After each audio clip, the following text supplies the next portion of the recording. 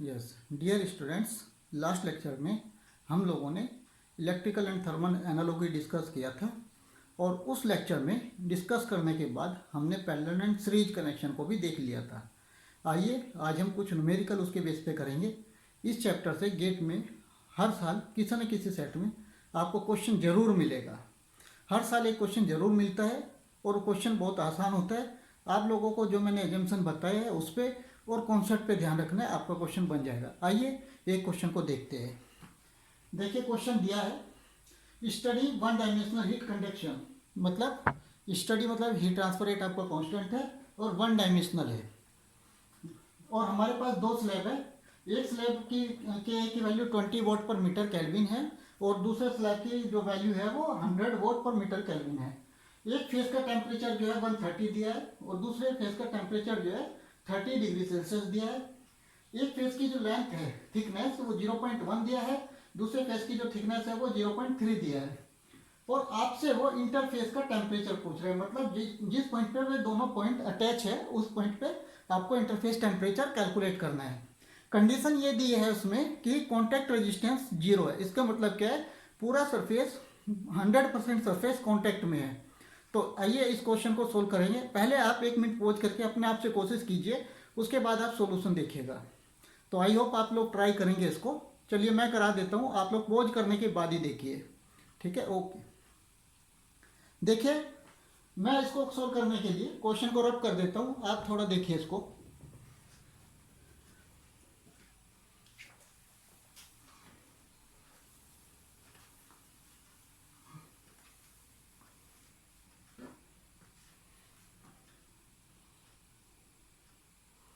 आपको ये दिखाई दे रहा है जो हीट आपकी यहां से एंटर करेगी वही हीट यहाँ पे जाएगी, वही हीट यहाँ पे जाएगी। इसका मतलब आप इसको दो सीरीज रेजिस्टेंस की तरह कैलकुलेट कर सकते हैं। ये आपका इस पॉइंट पर टेम्परेचर T1 है, इस पॉइंट पर टेम्परेचर T2 है और इस पॉइंट पर टेम्परेचर T3 है। तो जो आपका जो रेजिस्टेंस आएगा वो आप कैलकुलेट कर सकते हैं और हीट ट्रांसफर रेट भी कैलकुलेट कर सकते हैं। आइए सोल्व करते हैं। तो आपको ये दिखाई दे रहा है कि हीट ट्रांसफर रेट Q की वैल्यू जो है वो किसके इक्वल हो जाएगी, T1 minus T2 divide by R1 और इक्वल टू हो जाएगा ये T2 minus T3 divide by R2। देखिए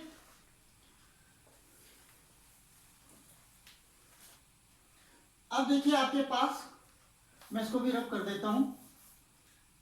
T1 आपको दिया है 130, T2 आपको निकालना है R1 क्या होगा, R1 की वैल्यू होगी, ये आपका प्लेन स्लैब है, इसकी वैल्यू होगी L1 divide by K1 A1।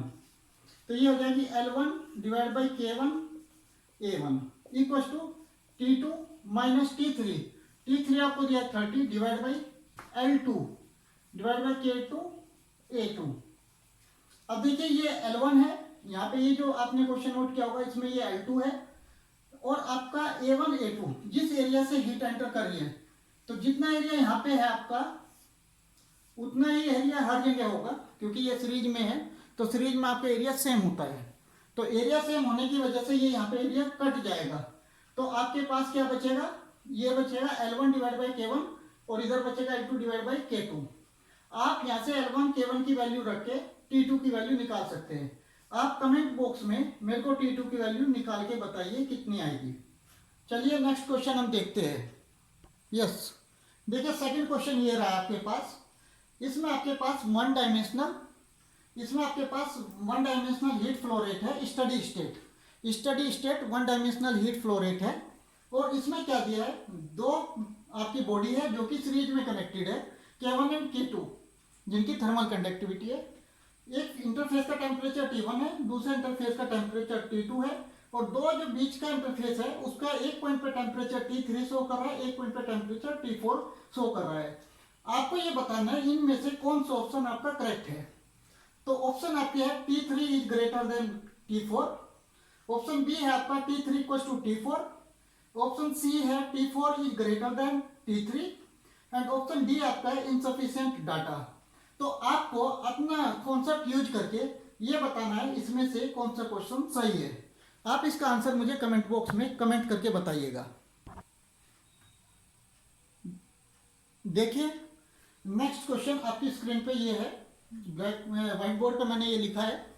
इसमें देखिए आपको एक बॉडी दी है जिसकी थर्मल कंडक्टिविटी के इक्वल टू के नॉट प्लस बी टी है। इसका मतलब क्या है, थर्मल कंडक्टिविटी जो function of temperature, thermal conductivity temperature का फंक्शन दिया है और उसने बोला T2 is greater then T1। इस पॉइंट पर टेम्परेचर T2 है, इस पॉइंट पर टेम्परेचर T1 है, तो उसने बोला है T2 is greater then T1 और आपसे ये पूछ रहा है वो कि at x increases dt by D X will, मतलब जैसे जैसे x की वैल्यू बढ़ती है ऐसे ऐसे dt बाई डी एक्स की वैल्यू पे क्या इफेक्ट पड़ेगा, वो इंक्रीज करेगी या डिक्रीज करेगी या जीरो आएगी उसकी वैल्यू या कांस्टेंट होगी। ये आपको चार ऑप्शन दिए हैं, तो आप पहले अपने से सोचिए उसको, 1 मिनट 2 मिनट का टाइम लीजिए, आप उसको सोचिए और उसके बाद उसको सोल्व कीजिएगा। क्योंकि जब आप सोचेंगे इसको और उसके बाद आप देख लेंगे कि आपने क्या मिस्टेक किया या आपने पहले ही अटेम्प्ट में उसको कर दिया है। तो आई होप आप पॉज करके पहले इसको सोल्व कीजिए अपने आप से, उसके बाद आप इसको ट्राई कीजिए। चलिए मैं इसको सोल्व करता हूँ, आप लोग पॉज कर चुके होंगे और बाद में इसका आप सोल्यूशन चेक करना। देखिए इसमें होगा क्या, आपके पास क्या है, T2 is greater then T1। इसका मतलब क्या है, हीट फ्लो की डायरेक्शन आपकी ये होगी, T2 की वैल्यू ज़्यादा है तो हीट फ्लो की डायरेक्शन आपकी ये होगी और K इक्वल टू के नॉट प्लस बी टी, के इक्वल टू के नॉट प्लस बी टी। अब देखिए हमारे पास स्टेडी स्टेट है, ये जो हीट फ्लो रेट होगा ये आपका स्टेडी स्टेट होगा, हीट की डायरेक्शन ये होगी। तो स्टेडी स्टेट के लिए Q की वैल्यू क्या होती है, minus K A D T by D X. अब यहां पे देखिए आप Q by A, Q by A को हम हीट फ्लक्स भी बोलते हैं, Q बाई ए को हम हीट फ्लक्स भी बोलते हैं। मैं इसको रफ करता हूं, आप लोग नोट कर चुके होंगे।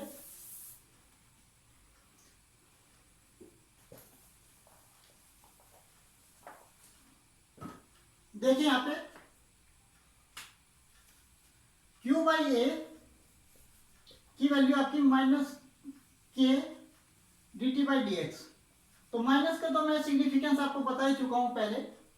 अब यहां पे देखिए जैसे जैसे x की वैल्यू बढ़ेगी, डायग्राम देखिए ये डायग्राम था, जैसे जैसे x की वैल्यू बढ़ेगी टेम्परेचर का स्लोप क्या आएगा, इस पॉइंट पे ज्यादा ऐसे आएगा, इस पॉइंट पे ज्यादा होगा टेम्परेचर, इस पॉइंट पे कम होगा, तो टेम्परेचर का स्लोप आएगा ये।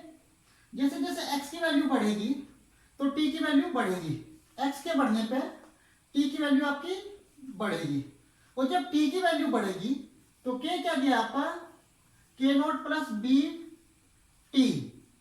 इसका मतलब ये है, यहां पे ध्यान से समझिए, ये x की वैल्यू जैसे जैसे बढ़ रही है ऐसे ऐसे आपकी t की वैल्यू बढ़ेगी और t की वैल्यू बढ़ेगी, जब t की वैल्यू बढ़ेगी तो आपकी थर्मल कंडक्टिविटी k की वैल्यू भी बढ़ जाएगी। यहां तक समझ में आया होगा। अब क्योंकि मेरे को ये पता है Q बाई स्टेडी स्टेट है तो Q की वैल्यू कांस्टेंट होगी, एरिया भी कांस्टेंट है, इसका मतलब ये कांस्टेंट है। अगर आपका K की वैल्यू बढ़ रही है तो dt बाई डी एक्स की वैल्यू डिक्रीज करेगी, यही इसका सॉल्यूशन भी है। चलिए नेक्स्ट क्वेश्चन देखेंगे। यस देखिए नेक्स्ट क्वेश्चन, नेक्स्ट क्वेश्चन में आपके पास वही one dimensional constant thermal conductivity and steady state दिया है और ये क्वेश्चन गेट 2006 में है, तो आप अपनी बुक से भी देख सकते हैं इसको, इसलिए मैंने पूरा डाटा यहाँ पे नहीं लिखा है। तो इसमें क्या दिया आपको कि दो बॉडी आपके पास सीरीज में कनेक्टेड है, जो कनेक्शन है वो सीरीज में है, सीरीज में एरिया सेम होता है, ये ध्यान रखिएगा, सीरीज में एरिया सेम होगा। तो K1 एंड K2 दो आपकी बॉडी है जिनके दो बॉडी की थर्मल कंडक्टिविटी गिवन है, जो थिकनेस है एक की थिकनेस 2b दी है और दूसरे की थिकनेस b दी है। एक की थिकनेस 2b दी है, थर्मल कंडक्टिविटी K1 दी है, दूसरे की थिकनेस b दी है, थर्मल कंडक्टिविटी K2 दी है। आप ये डायग्राम जरूर बनाइए। इस सरफेस का टेम्परेचर K1 है, इस सरफेस का टेम्परेचर T2 है and temperature at the interface, temperature at the interface is average of T1 plus T2 by average of T1 and T2, this will be T1 plus T2 by 2। तो आपको calculate करना है relation between K1 and K2। तो ये relation आपके पास option दिया, उसमें 2K1 equal to K2 होगा या 2k1 इक्वल टू 3k2 होगा, या k1 इक्वल टू k2 होगा, या k1 इक्वल टू 2k2 होगा। ये उसने हमको 4 ऑप्शन दिए हैं। आपको ऑप्शन बताना है कौन सा सही है। आप इसको पॉज कीजिए और सोल्व कीजिए। चलिए अब मैं इसको सोल्व कराता हूँ।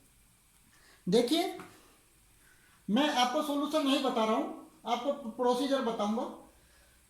जब आपका सीरीज कनेक्शन होता है तो थर्मल आपकी हीट ट्रांसफर रेट कांस्टेंट होता है।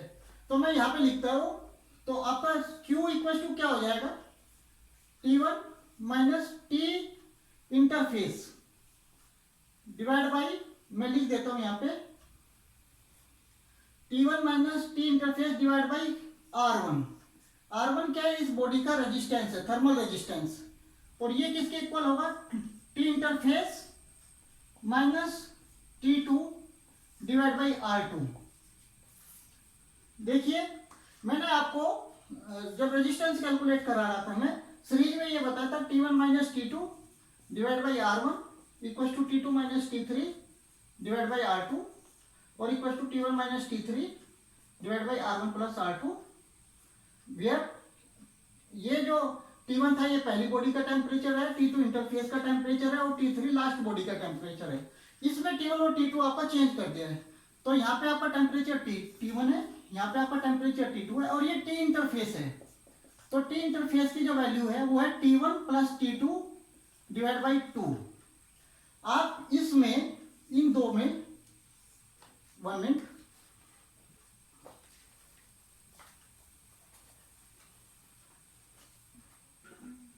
आप क्या करेंगे, इस इक्वेशन में T1 minus T interface divide by L1 divide by K1 A1 equal to T interface minus T2 divide by L2 divide by K2 A2। अब क्योंकि ये सीरीज में कनेक्शन है तो A1 और A1 आपका कैंसिल हो जाएगा, दोनों का एरिया सेम होना चाहिए। मतलब ये है कि जो बॉडी है ये और ये अटैच है, ये दोनों का एरिया यहाँ पे सेम होना चाहिए, जिसके थ्रू आपकी हीट पास होती है ना, परपेंडिकुलर टू हीट फ्लो के जो एरिया आता है वो सेम होना चाहिए। तो ये सेम है तो ये कट जाएगा। L1 की वैल्यू आपको दी है 2B, L2 की वैल्यू B दी है, तो यहाँ से आप K1 और K2 में रिलेशन निकालिए और कमेंट बॉक्स में ये बताइए कि कौन सा आंसर इसका सही है। चलिए देखिए आप, नेक्स्ट क्वेश्चन ये है कि आपको pure iron, liquid water, saturated water vapour and aluminium, ये 4 आपको सब्सटेंस दी है, ठीक है, और आपको इनको थर्मल कंडक्टिविटी के डिसेंडिंग ऑर्डर में अरेंज करना है। अब देखिए आसान सा क्वेश्चन है। पहली चीज़ ये है कि pure saturated liquid vapour, saturated vapour जो है वो आपकी गैस की तरह बिहेव करती है, और लिक्विड वाटर आपका लिक्विड हुआ, और आपके जो मेटल हुआ, एल्यूमिनियम और आयरन दोनों मेटल हुआ है। तो थर्मल कंडक्टिविटी सबसे ज़्यादा मेटल की होती है, उसके बाद लिक्विड की होती है, उसके बाद गैस की होती है। आप इसको सोल्व कीजिए, इसको अरेंज लगाइए, इसको A, B, C and D। आपके पास 4 मेटल है A, B, C and D। आप इनको descending order of thermal conductivity, descending, सबसे पहले सबसे ज़्यादा वाला, उसके बाद उससे कम वाला, इस टाइप से चारों को अरेंज कीजिए और कमेंट बॉक्स में मेरे को कमेंट करके आंसर बताइए। चलिए आज हम यहीं पे एंड करते हैं और नेक्स्ट वीडियो में और क्वेश्चन सोल्व करेंगे। Thank you.